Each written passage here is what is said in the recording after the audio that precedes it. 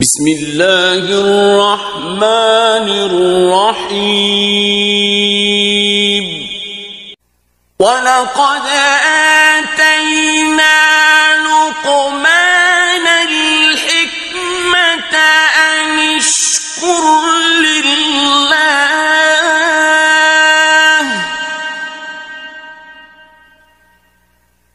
وَمَن يَشْكُرْ فَإِنَّمَا يَشْكُرُ لِنَفْسِهِ وَمَن كَفَرَ فَإِنَّ اللَّهَ غَنِيٌّ حَمِيدٌ اعوذ باللہ من الشیطان اللعین الرجیم بسم اللہ الرحمن الرحیم الحمد لأہلہ والصلاة علی اہلہا اما بعد قال مولانا امیر المؤمنین علی بن ابی طالب صلوات اللہ وسلامہ علیہ واستکشفت قروبک واستعنتہ علی امورک وسألتہ من خزائن رحمته فلا يقدر على إعطائه غيره من زيادة الأعمار وصحة الأبدان وسعة الأرزاق ثم جعل في يديك مفاتيح خزائنه بما أذن لك فيه من مسألته فمتى شئت استفتحت بالدعاء أبواب رحمته فلا يقنطنك إبطاء إجابته فإن العطية على قدر النية وربما أخرت عنك الإجابة ليكون ذلك أعظم لأجر السائر وأجزل لعطاء آمل. صدق مولانا امیر المؤمنین علی بن ابی طالب صلوات اللہ وسلامہ علیہ. سامعین و ناظرین کرام، موضوع گفتگو، موضوع سخن تربیت اولاد ہے. حسب دستور سرنامہ کلام میں مولا کائنات امیر المؤمنین کے مکتوبات میں سے مکتوب نمبر 31 کے چند کلمات کی تلاوت کرنے کا شرف حاصل ہوا. مولا کائنات اپنے فرزند عزیز امام حسن مجتبیٰ سے مخاطب ہو کر فرما رہا ہے وَاسْتَكْشَفْتَهُ قُرُوبَكَ، اور مصیبتوں سے نکلنے کی التجا اسی رب سے کرتے رہو. وَاسْتَعَنْتَهُ عَلَىٰ أُمُورِكَ، اور اپنے کاموں میں مدد مانگتے ہو اسی ذات سے.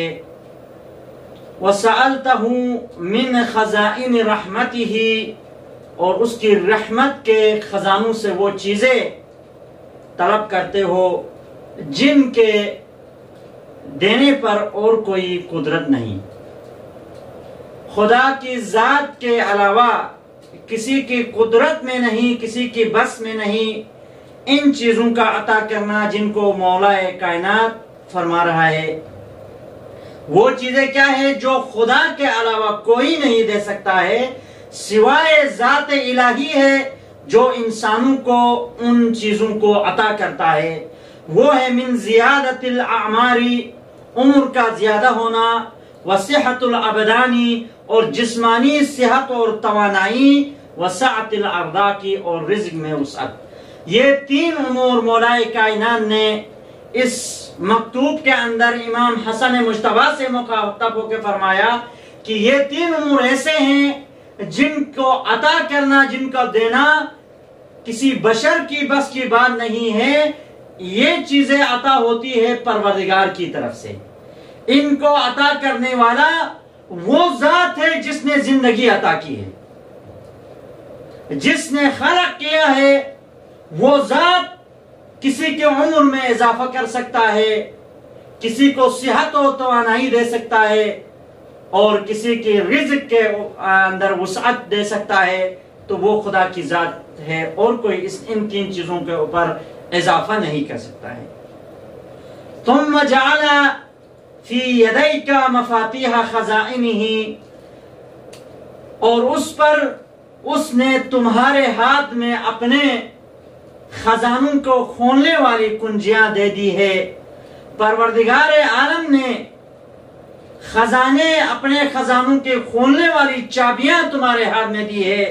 اب آپ کے اختیار میں ہے اطاعت الہی کر کر، حکم پروردگار کی تکمیل کر کے، پروردگار عالم کے بارگاہ سے طلب کرتے ہوئے انہی کنجیوں کو استعمال کر کے خزائن پروردگار کو آپ ہی اپنے ہاتھوں سے کھول سکتے ہو اگر اطاعت پروردگار میں رہو گے تو۔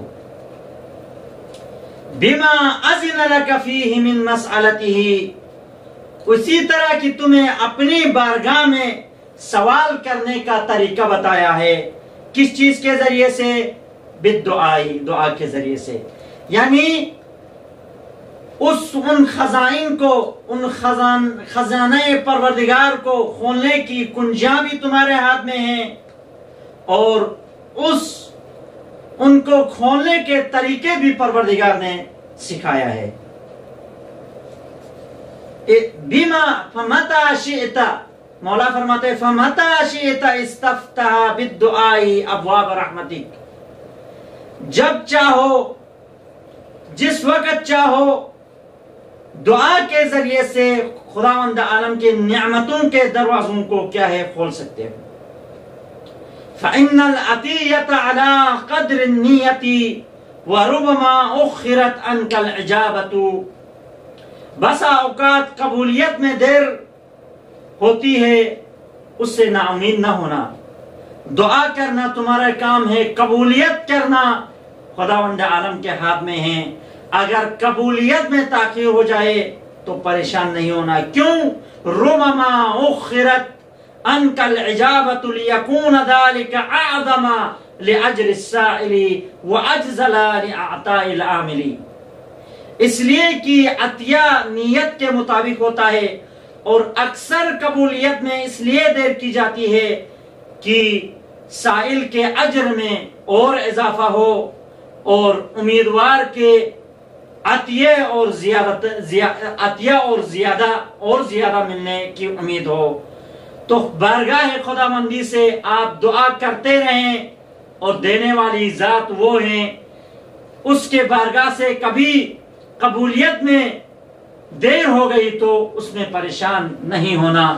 تو مولا کائنات نے اپنے فرزند عزیز کو یہ وصیت کی کہ کس سے مانگنا ہے، اور یہ تربیت کا ایک طریقہ ہے، حقیقی مربی سے ہی اپنا ہر مسئلے کو بیان کرنا ہے، حقیقی مربی سے مانگنا ہے، اور مانگنے کا سلیقہ اور طریقہ کیا ہے؟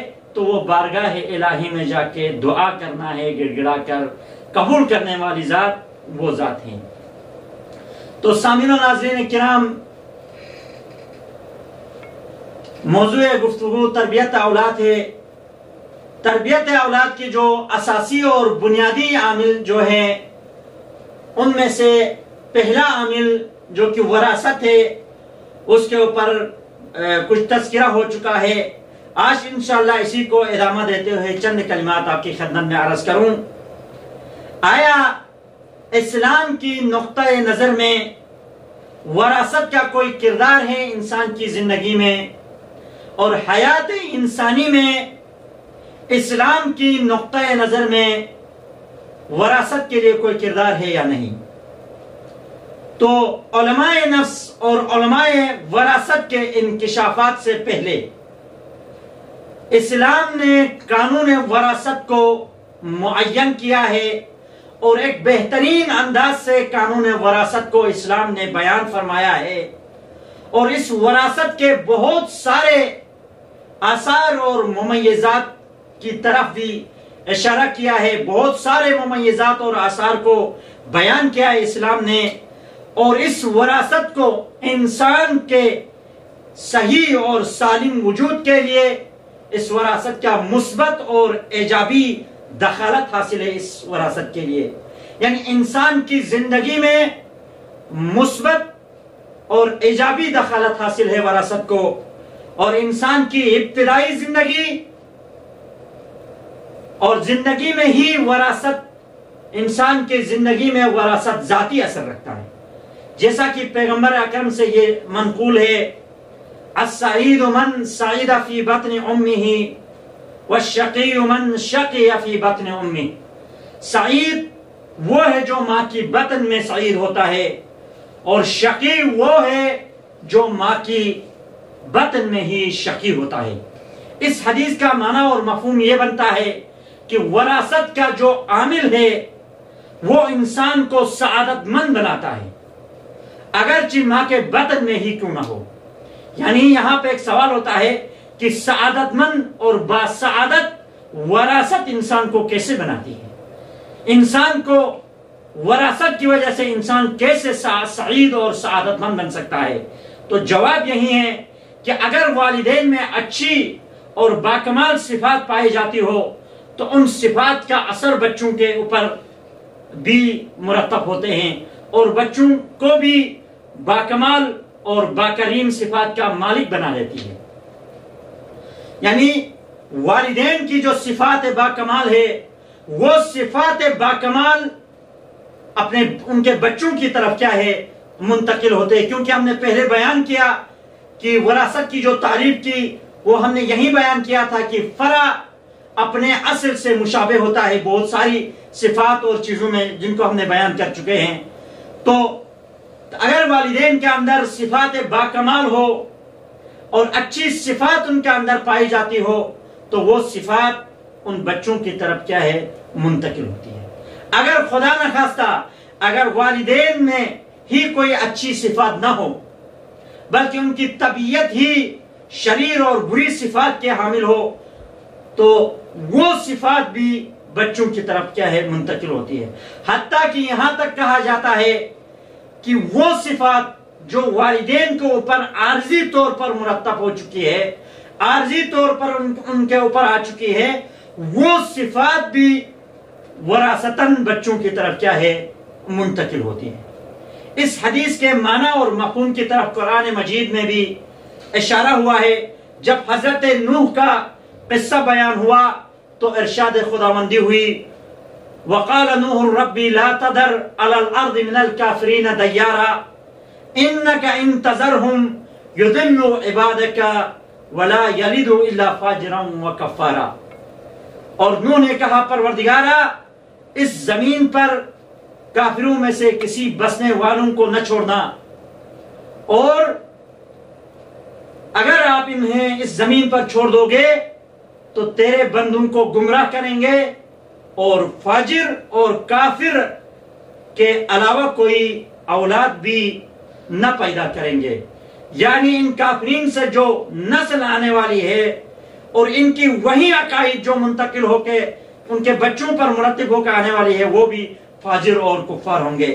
اس آیے مبارکہ سے یہ معلوم ہوتا ہے کہ کفار کے عقائد ان کے بچوں کی طرف وراثتاً منتقل ہوتے ہیں، اور ان کی بری صفات کو بچوں نے ان کے اپنے ماں باپ سے وراثت کے ذریعے سے حاصل کیا ہے. یعنی یہاں سے میں یوں کہوں خلاصتاً وراثت ایک ایسا عامل ہے جس کے بہت سارے اثرات اور بہت ساری ایسی صفات جو وراثت والدین کے اندر پائی جاتی ہے وہ بچوں کی طرف کیا ہے منتقل ہوتی ہے. انشاءاللہ اسی سلسلے کو آگے بڑھاتے ہوئے آنے والی بحث میں پیغمبر اکرم سے ایک روایت بیان کریں گے کہ کس طرح یعنی وراثت بچوں والدین کی جو صفات ہے وہ بچوں کی طرف منتقل ہوتی ہے. اس کے حوالے سے آنے والی نشست میں انشاءاللہ پیغمبر اکرم سے ایک روایت بیان کریں گے، اور یہیں پر اکتفا کرتے ہیں اور دعا کرتے ہیں پروردگارہ ہمیں حقیقی معنوں میں اپنی تربیت کرنے اور اپنے اسرہ کی تربیت کرنے کی توفیق عطا فرما. وآخر دعوانا ان الحمدللہ رب العالمین.